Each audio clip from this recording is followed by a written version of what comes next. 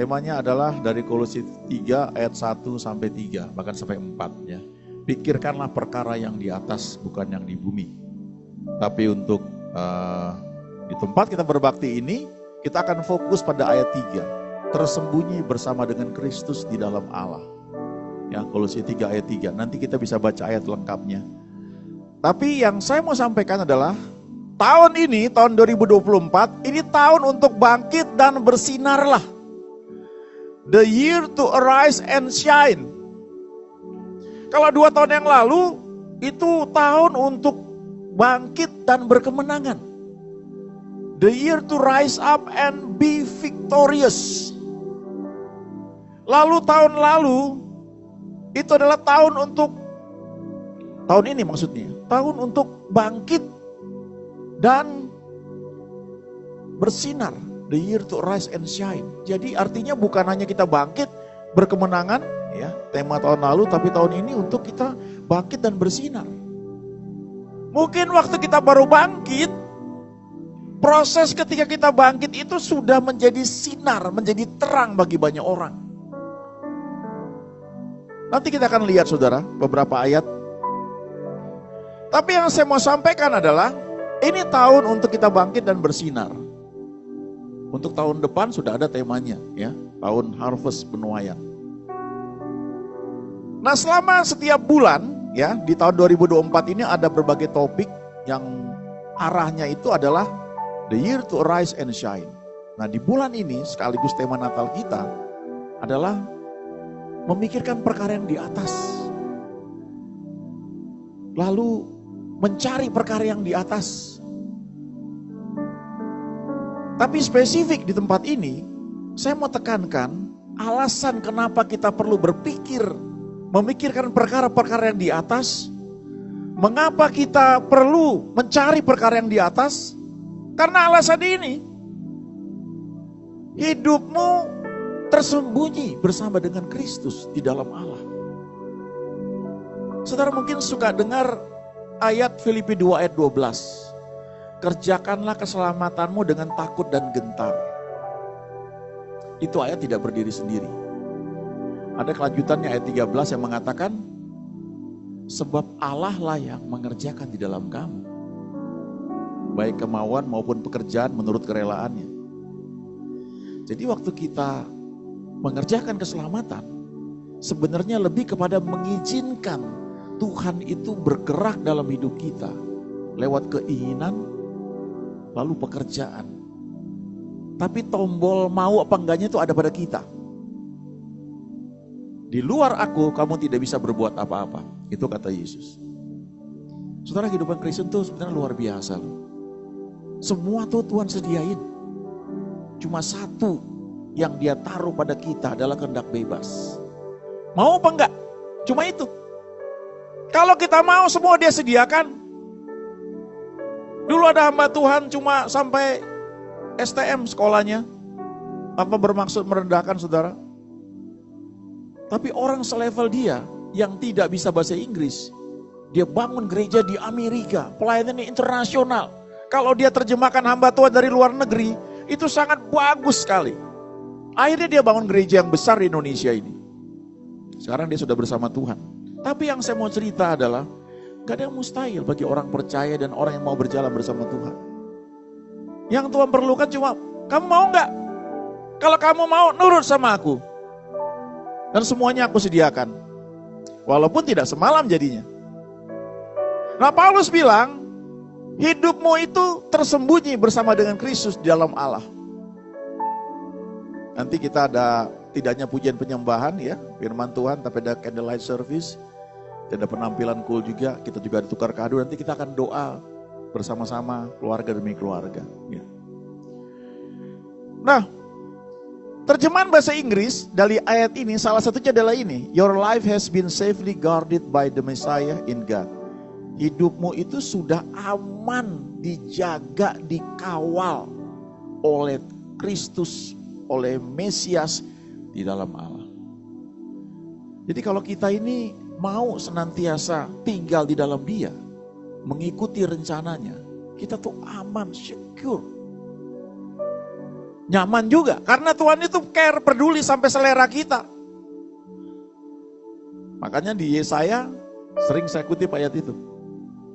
Kalau kamu mendengarkan aku, kamu akan memakan apa yang baik, yang sehat buat tubuhmu, dan kamu menikmati sajian yang paling lezat. Ada selera yang bisa kita nikmati.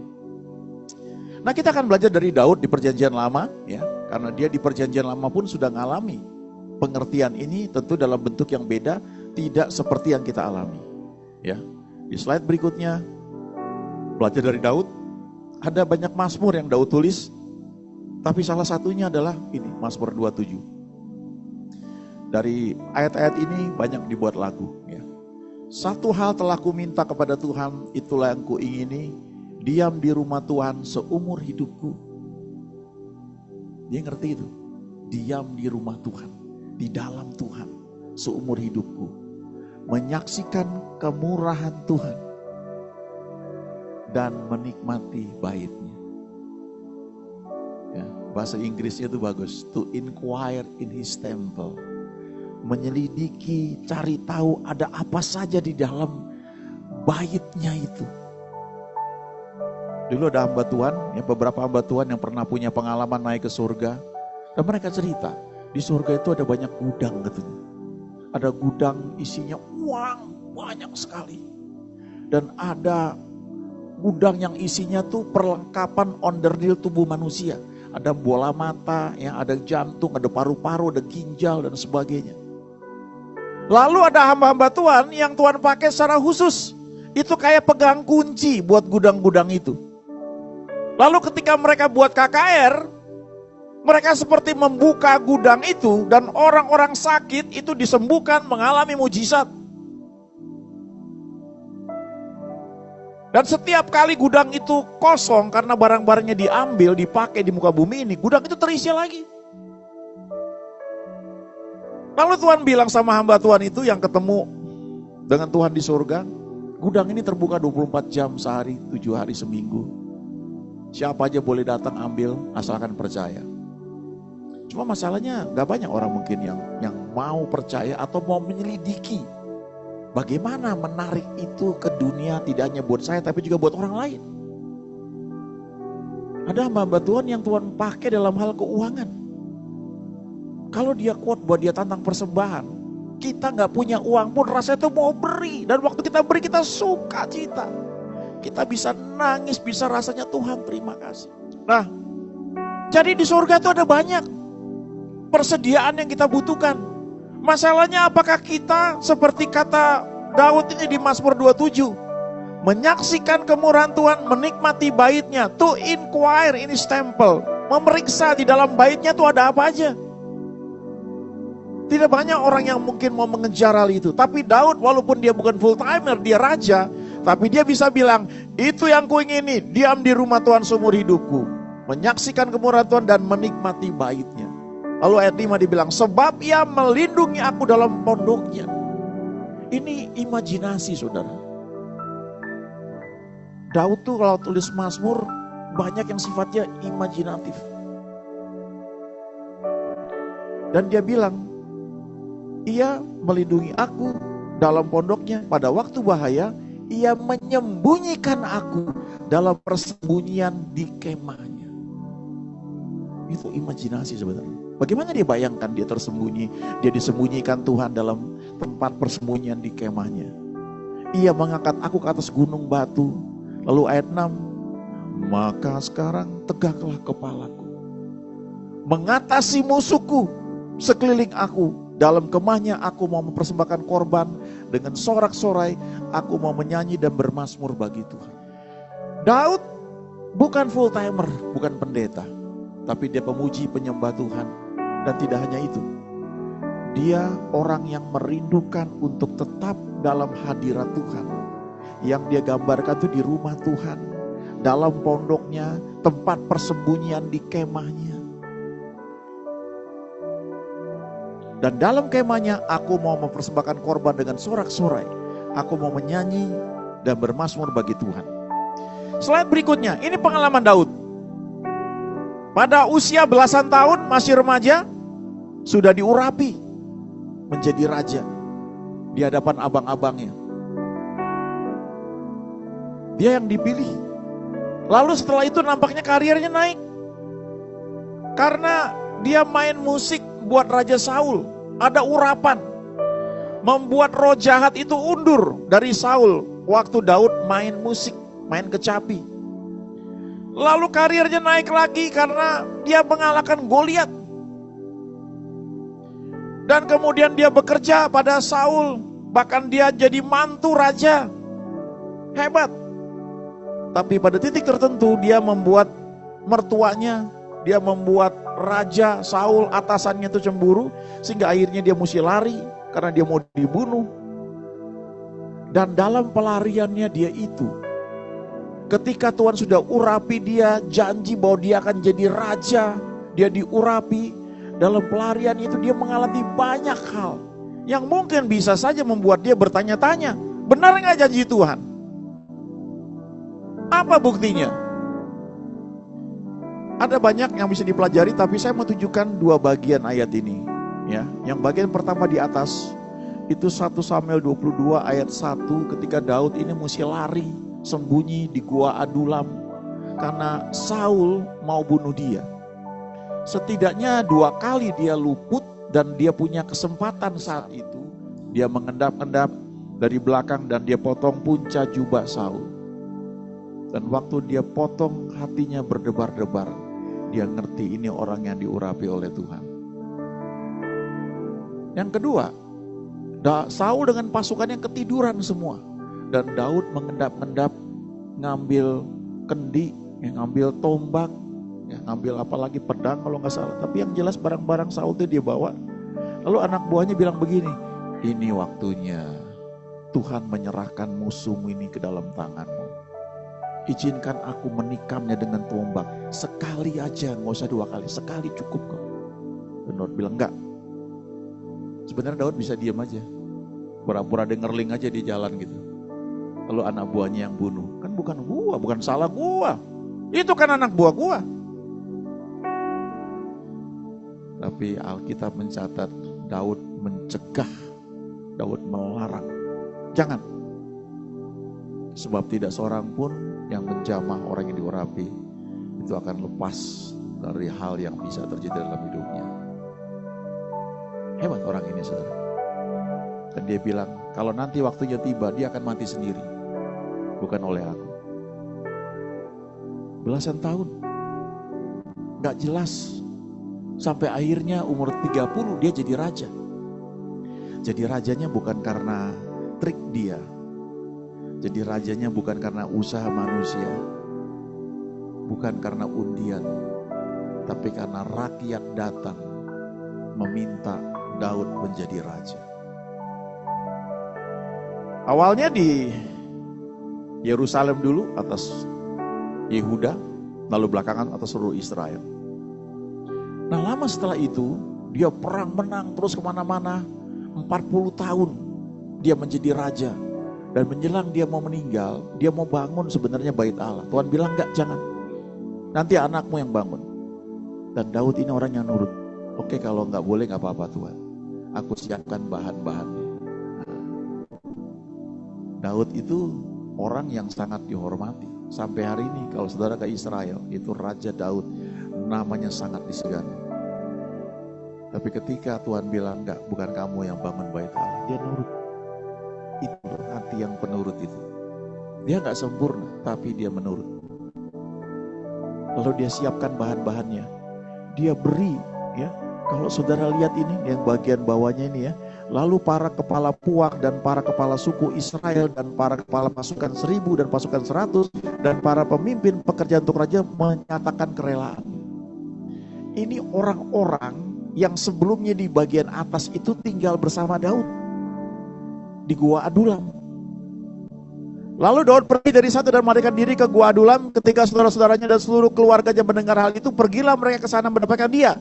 Ayat 22, berhimpunlah juga kepadanya setiap orang yang dalam kesukaran, setiap orang yang dikejar-kejar tukang piutang, setiap orang yang sakit hati, maka ia menjadi pemimpin mereka. Bersama-sama dengan dia ada kira-kira 400 orang.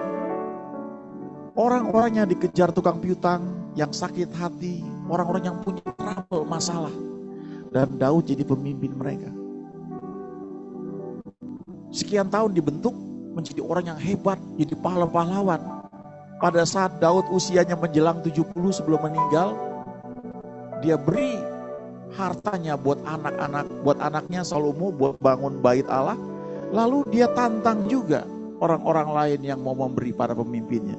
Nah, ini yang dulu yang dikejar-kejar tukang piutang, yang sakit hati, yang dalam masalah, mereka berubah menjadi orang-orang yang tidak hanya kaya secara materi, tapi juga murah hati. Dan dikatakan di sini, mereka memberi, ayat 7, mereka menyerahkan untuk ibadah di rumah Allah 5.000 talenta emas dan 10.000 dirham, 10.000 talenta perak dan 18.000 talenta tembaga serta 100.000 talenta besi. Saya nggak lihat yang belakangnya, saya cuma hitung yang 5.000 talenta emas. Ya, saya pakai chat GPT, tanya berapa kira-kira. 1 talenta 34 kilogram emas. 1 kilo emas berapa dihitung, dikalikan semua, itu ratusan triliun nilainya. Ya, cuma ini, para pemimpinnya. Kenapa Daud bisa dipakai Tuhan mengubah orang-orang yang tadinya punya masalah menjadi orang-orang yang tidak hanya prosper secara finansial, tapi juga generous, murah hati. Karena Daud punya sikap di slide sebelumnya tadi, aku selalu rindu diam di rumah Tuhan. Seumur hidupku menyaksikan kemurahannya, menikmati baitnya. Sebab Tuhan melindungi aku dalam pondoknya pada waktu bahaya. Ia menyembunyikan aku dalam persembunyian di kemahnya. Itu gaya hidup Daud. Tinggal di dalam Tuhan senantiasa. Slide berikutnya, ada seorang seniman, ya, namanya Jack Dawson. Nah, Jack Dawson ini artis yang melukis. Ceritanya begini, dia membaca satu tulisan tentang perlombaan untuk menggambarkan damai. Damai yang sempurna seperti apa. Lalu ada yang gambar, ya, di lukisannya itu danau yang teduh, ya. Kemudian ada perahu teduh, ya, tenang begitu. Ada lagi yang gambar suasana pegunungan yang teduh. Tapi ternyata yang menang, saudara tahu apa? Itu gambaran sarang burung. Kalau nggak salah di puncak gunung, ya, tersembunyi di balik gua kecil. Lalu ada badai di luar yang sangat keras. Ada petir menyambar-nyambar. Tapi anak-anak burung yang ada di sakar burung itu, mereka cuit kayak begitu. Dan lukisan itu yang menang. Lalu Jack Dawson ini buat lukisan ini. Saudara bisa cek di internet, ini bisa dijual. Gambarnya seperti ini. Peace in the midst of the storm. Apa artinya? Damai di tengah-tengah badai. Ya. Gambarnya kayak begini. Ya. Sebenarnya tuh yang sebelah sini nih, ini kan ada air terjun, ada badai, petir. Waktu dia gambar ini muncul ayat Yohanes 16 ayat 33. Semuanya itu kukatakan kepadamu supaya kamu beroleh damai sejahtera dalam aku. Dalam dunia kamu menderita penganiayaan. Saudara ikut Tuhan, aniaya itu ada, tapi bukan penyakit. Karena penyakit Tuhan Yesus sudah bayar. Oleh bilur-bilur dia kamu sudah sembuh. Tapi aniaya itu ada. Firman itu bilang begitu. Waktu kamu ikut Tuhan, ada firman, kamu terima firman itu timbul aniaya. Kamu menabur, kamu memberi dalam pekerjaan Tuhan. Tidak hanya nanti kamu memperoleh hidup yang kekal. Di dunia ini, pada masa ini, kamu akan memperoleh 100 kali ganda. Sekalipun disertai berbagai aniaya. Itu ada. Jadi jangan alergi dengan aniaya. Nah, Tuhan bilang dalam dunia kamu menderita penganiayaan. Tetapi kuatkan hatimu, aku telah mengalahkan dunia. Ini muncul ayat ini. Lalu dia gambar. Ini tebing seperti ini. Ada air terjun. Lalu di sini gak gitu jelas sebenarnya ini. Ada sangkar burung. Ini kalau diperbesar jadi begini kira-kira nih. Ini gambar yang dia buat. Ya. Slide berikutnya. Peace in the midst of the storm. Ada damai di tengah badai yang bergejolak. Di saat badai bergelora. Ku akan terbang bersamamu, Bapa kau Raja atas semesta. Ku tenang sebab kau Allahku. Sekali lagi. Di saat badai bergelora, ku akan terbang bersamamu, Bapa kau Raja atas semesta. Ku tenang sebab kau Allahku. Itu janji Tuhan. Makanya pengertian dari tersembunyi bersama Kristus di dalam Allah itu sangat dalam, saudara. Saya udah ketemu banyak orang, konseling, orang yang dari sangat secara finansial luar biasa, ada yang punya banyak perusahaan, sampai orang yang datangnya nggak punya apa-apa. Semua orang punya masalah, punya persoalan. Nggak ada yang nggak punya persoalan. Tinggal bagaimana menghadapinya, itu aja. Mau menikmati setiap hal yang dihadapi dengan tuntunan Tuhan, atau memilih mengasihani diri sendiri. Rasanya orang paling malang, istri saya begini, suami saya begini, orang tua saya nggak ngerti saya, anak saya entah gimana gitu. Bulan depan nggak tahu harus makan apa. Tiap orang punya masalah. Yang jadi persoalan, bagaimana kita menghadapi masalah itu. Nah kalau badai sudah lewat, mungkin seperti ini. Enak dilihatnya. Wah, hijau bagus. Mazmur 91 ayat 1. Orang yang duduk dalam lindungan yang maha tinggi dan bermalam dalam naungan yang maha kuasa akan berkata kepada Tuhan, tempat perlindunganku dan kubu pertahananku, Allahku yang kupercaya. Bahasa Inggrisnya King James, He that dwell in the secret place of the Most High shall abide under the shadow of the Almighty. Orang yang tinggal, yang alamatnya itu, bukan yang berkunjung, sekali-sekali datang ke tempat nginep di hotel, enggak. Tapi orang yang tinggal, stay, dwell in the secret place, tinggal di dalam tempat yang rahasia dari Tuhan yang maha tinggi.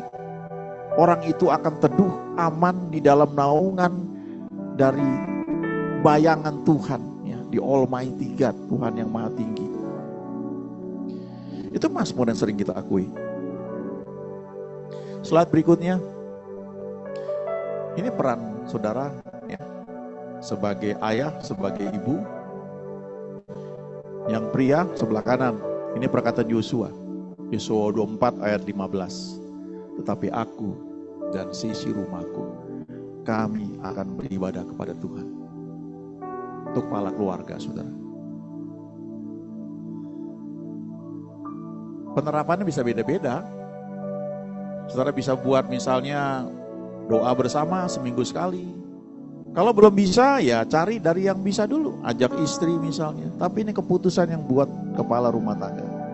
Aku dan sisi rumahku, kami akan beribadah kepada Tuhan. Yang lain bisa kita jadikan contoh, tapi gak usah ditiru mentah-mentah. Masing-masing punya waktu yang mungkin beda. Ada yang bisa tiap hari. Waktu zaman pandemi itu kami tiap pagi bisa berdoa. Tiap malam mau tidur juga berdoa. Tapi setelah udah lewat, ya semua punya kesibukan. Setidaknya seminggu sekali, bahkan 2 kali ada doa bersama. Kepala rumah tangga memutuskan. Lalu ini gambarnya seorang ibu, ya, tapi sebenarnya ini berlaku buat ayah dan ibu juga. Ulangan 6 ayat 6 sampai 7. Apa yang kuperintahkan kepadamu pada hari ini haruslah engkau perhatikan. Haruslah engkau mengajarkannya berulang-ulang kepada anak-anakmu dan membicarakannya. Apabila engkau duduk di rumahmu, apabila engkau sedang dalam perjalanan, apabila engkau berbaring dan apabila engkau bangun. Saudara ingin keluarga yang diberkati, yang dilindungi Tuhan. Lakukan perintah Tuhan. Simple. Mulai dengan saudara. Suami ajak istri. Kalau suami belum bisa, istri dulu. Di keluarga saya dulu, ibu saya. Lalu bapak saya akhirnya ikut. Dan ya puji Tuhan kalau melihat ke belakang ya, hari ini bisa melalui banyak hal menyadari betul bahwa itu pekerjaan Tuhan. Slide terakhir ini yang tadi saya bilang ya, Kolose 3 ayat 1 sampai dengan 3 ya. Karena itu kalau kamu dibangkitkan bersama dengan Kristus, carilah perkara yang di atas, di mana Kristus ada, duduk di sebelah kanan Allah. Pikirkanlah perkara yang di atas, bukan yang di bumi. Ya, ini dua hal yang bisa kita lakukan. Kendalinya ada pada kita. Cari perkara yang di atas itu kita. Kita memutuskan mau nggak. Pikirkan perkara yang di atas, itu juga kita. Kita hidup di zaman yang sangat luar biasa. Ya, sudah jarang nonton TV, tapi YouTube tiap hari kita lihat. Ya, tinggal pilih. Mau yang firman Tuhan, mau yang jalan-jalan, ya. Wah, itu nggak salah, saudara bisa pilih ya. Tapi coba sisihkan waktu juga untuk memikirkan perkara yang di atas. Ini gaya hidup Daud sebenarnya. Ketika dia bilang diam di rumah Tuhan. Ini juga yang Paulus miliki. Ini kan dia yang tulis. Waktu dia di penjara dia bisa bilang, kita ini warga negara surga. Jadi walaupun aku di penjara, aku nggak takut. Dia bisa bangga karena dia warga negara Roma. Tapi di atas segalanya, dia bangga karena dia warga negara surga. Dia tahu ada perlindungan Tuhan dalam hidupnya. Nah, lalu kenapa kita melakukan ayat 1 dan ayat 2 ini? Karena ayat 3 ini. Kita sudah mati, itu dilambangkan waktu kita terima Tuhan Yesus, kita dibaptis, dikubur, lalu dibangkitkan lagi menjadi ciptaan baru. Dan Paulus kasih tahu, hidupmu tersembunyi bersama dengan Kristus di dalam Allah. Your life is hidden with Christ in God. Kamu aman, kamu secure. Jadi kalau begitu, cara berpikirmu juga harus disesuaikan. Setiap menghadapi situasi, coba cari bagaimana surga itu bertindak. Kadang-kadang kita merasa ditipu, diperdaya. Tapi ketika kita masuk lebih jauh lagi, kita bisa melihat itu sebagai cara Tuhan membentuk kita. Dan kita bisa bersyukur. Sehingga ketika Tuhan bilang, kalau ada yang minta bajumu, berikan juga jubahmu. Kalau ada yang memaksa kamu jalan 1 mil, berjalan 2 mil. Karena mindsetnya beda, cara berpikirnya beda. Karena ngerti bahwa aku aman bersama Tuhan. Aku cuma ikutin cara dia saja. Dulu ada pendeta, sudah meninggal ya, dia sudah bersama Tuhan. Pelayanannya gede sekali. Dan dia bilang begini, saya kalau punya kebutuhan, saya tabur. Karena saya tahu dengan menabur saya akan menuai. Ada satu hamba Tuhan, wanita, gak punya anak. Dia pengen punya anak, dia doa. Dan setiap dia ketemu wanita hamil, dia senang. Dia berkati, dia doakan, dia kasih segala hal yang dia pikir wanita ini butuhkan. Akhirnya pada saatnya dia punya anak.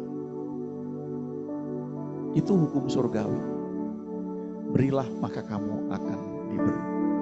Kita akan berikan persembahan nanti Natal, dibuat dalam amplop ya. Saya bilang sama teman-teman, ini amplopnya airmail ya.